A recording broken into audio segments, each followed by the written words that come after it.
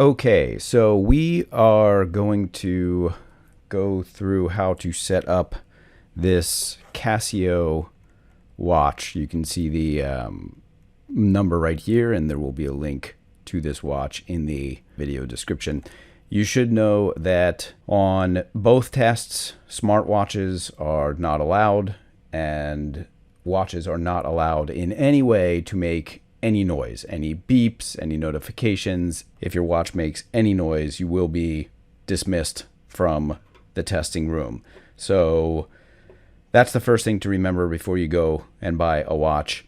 Although this is the watch that I recommend to a lot of my students, you should also know before you go out and get this watch that if you are taking the SAT, College Board, who runs the SAT, College Board recently added language that says that a simple non-digital watch is allowed. This watch is a digital watch. So if you want to follow College Board's rules and you do not want to get into any uncomfortable confrontation with your proctor, you will need a simple non-digital watch. That means an analog watch, kind of like this one. This is actually the watch that I use when I take the test. This watch has a chronograph, this dial up here. When I press this top right button, this dial will keep a 30-minute timer. So this is the watch that I use. Now, whether College Board would consider this to be a simple non-digital watch, I don't actually know. I've never had a problem with this watch. But again, if you want to follow College Board's rules, you need a non-digital watch. The ACT will allow a digital watch. Again, it can't make noise. It can't be a smartwatch. They will allow a digital watch. You should know, though, that the ACT recently added a rule that says if you're going to wear a watch, you actually can't wear the watch. You have to put the watch on your desk. So the proctor in the script to the ACT will say, if you are wearing a watch, take the watch off now and put it on your desk. And as long as the watch is on your desk, you're perfectly fine. In terms of the tools that you're going to need here, you're going to need a precision screwdriver like this one. It's just a screwdriver with a very, very small Phillips head bit here. We have either tweezers or needle nose pliers. Either one of those would be fine. I am using a bottle cap here. I'm going to use this to hold on to the screws that come out of the back plate that holds in the timepiece, the actual timepiece. I'm going to put the screws into this cap. You could use whatever you want. I do recommend having something you can put the screws in because those screws are tiny, and if you lose them, it's going to be really hard to find them. And then, of course, you need the watch itself. So I'm going to go ahead and open up this watch, take it out. The trash, obviously, you can get rid of that.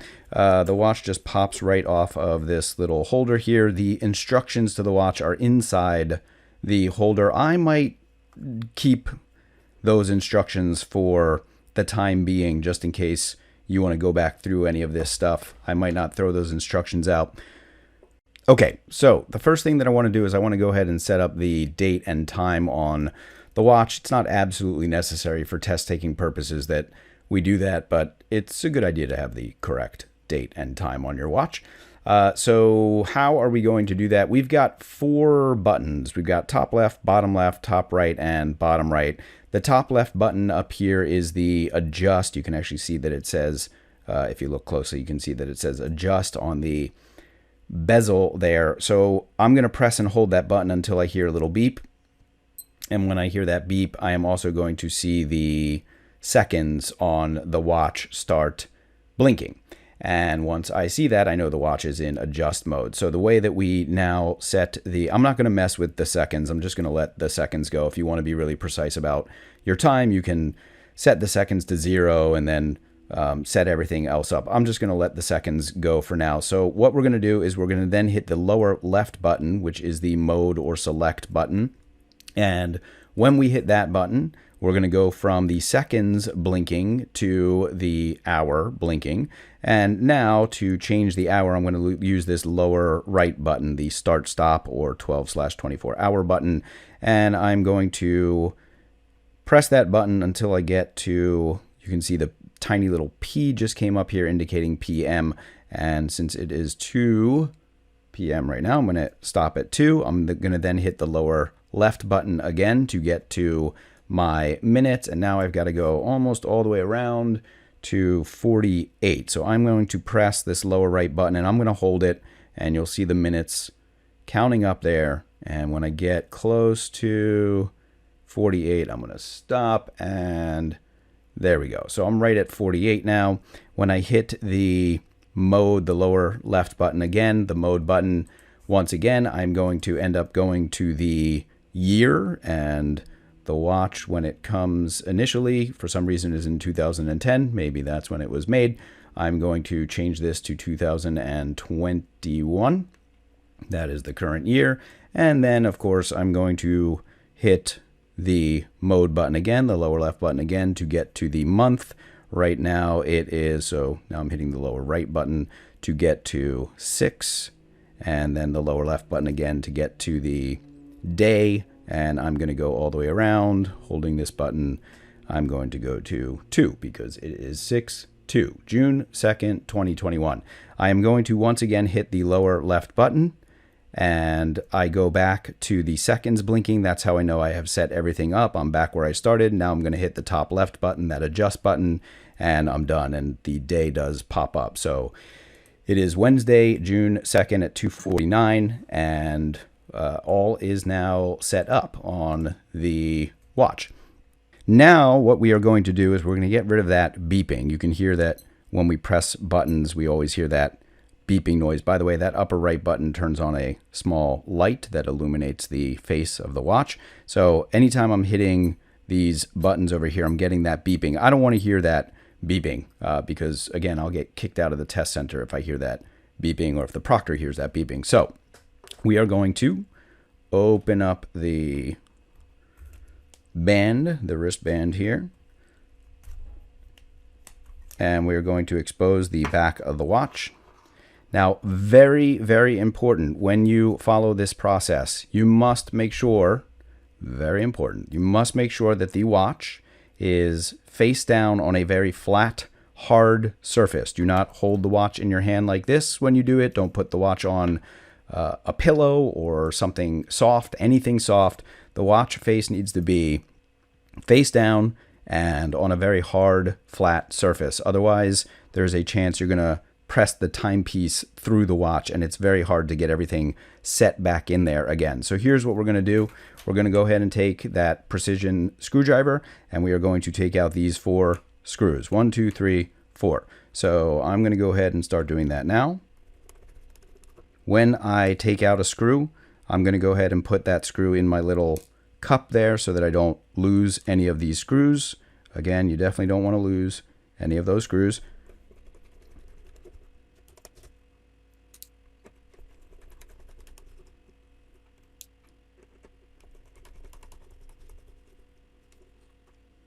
Now, as I take out that last screw, note the whole time I have been holding down the back of the watch. Just, I don't want anything to come up prematurely. So now that all the screws are out, what I'm going to do is I'm going to very gently lift away this face. Now, when you lift away the face, you're going to see a couple of things. First of all, sometimes when you lift away the back plate, I should say, not the face. When you lift away the back plate, there's I'm going to put the plate down here for a moment. In a moment here, you're going to see me lift the watch off the desktop. As I've said before, do not do what I am doing. I am simply going to lift the watch up so that you can get a better view of it. But once you have the back plate taken off, do not lift the watch off of the hard, flat surface that the watch is on.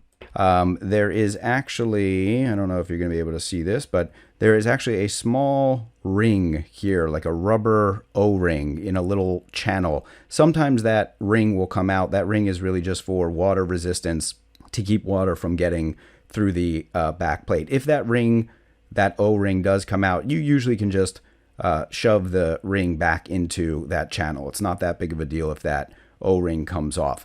The next thing to note is that there is a tiny, tiny little spring right here. And that is the spring that vibrates to make the beeping sound. And that's the spring that we want to deactivate. Now, there's many, many ways that we can deactivate the the beeping sound. If you feel like you might want to get the beeping sound back, one of the ways, I'm going to go ahead and just pop that spring out. That's the way that I want to get rid of the beeping sound, because I don't ever need this watch to make noise, since the only reason that I ever use this watch is for standardized testing. So I'm going to pop this spring out in a moment with the tweezers. You should be able to push down if you want to keep the beeping noise or revive the beeping noise later.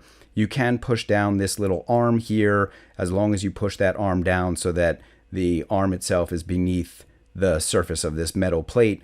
That should do away with the noise. You alternatively could take a piece of tape, probably electrical tape would be best, and you could put the electrical tape right over this circle here. You could just cover up the circle here with electrical tape, and that should stop the noise as well. And if you break the contact between the spring and that circle, you will also cut out the noise. Now, again, what I'm going to do, since I don't ever want that beeping to come back, I'm going to go ahead and I'm going to take my tweezers. Again, you can do this with needle nose pliers. And I am going to, now again, you want to keep the watch face down when you do this. Don't pull the watch up like I just did. I am going to take my tweezers, and again, I'm just going to show you that spring one more time. I'm not going to touch the face of the watch because I don't want anything to push the face through the watch. And I'm just going to take this spring and I'm going to pull that spring out. I'm going to yank it out. So again, I'm putting the watch down. I'm going to put my finger over the actual timepiece. There is the spring right here. And I'm going to take these tweezers and I'm going to just yank that spring out. There's the spring. It's a tiny little thing, and I don't need that spring anymore. I'm going to put that over there. And now I am just going to very carefully put this plate back on the back of the watch. And I'm going to put all of the screws back in. 4 screws all back in where they came from.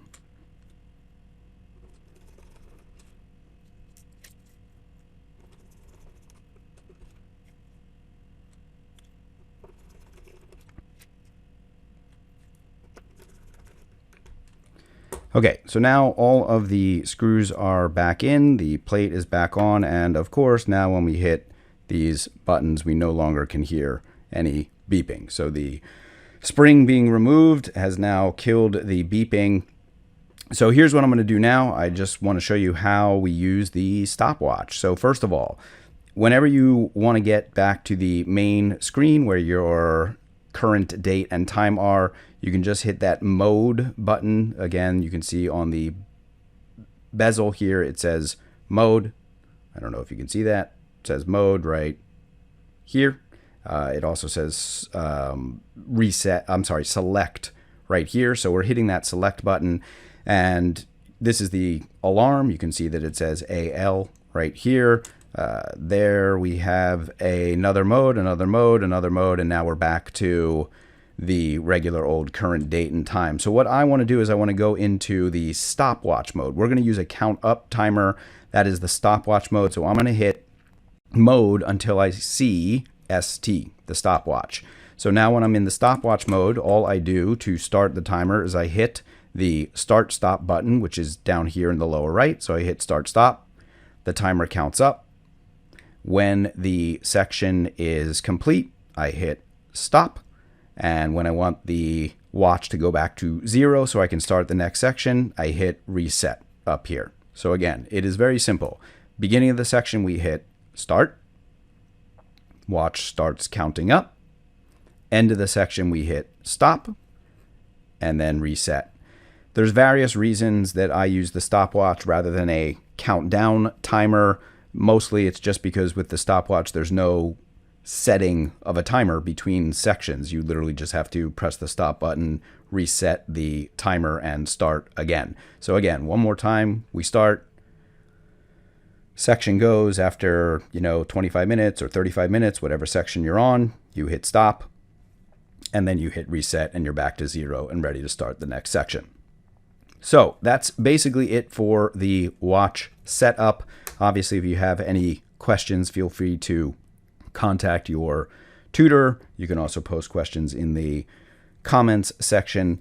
And again, note that on the SAT, due to a recent change in the language of College Board policies, you are supposed to bring a simple, non-digital watch. That means an analog watch without a digital LCD face.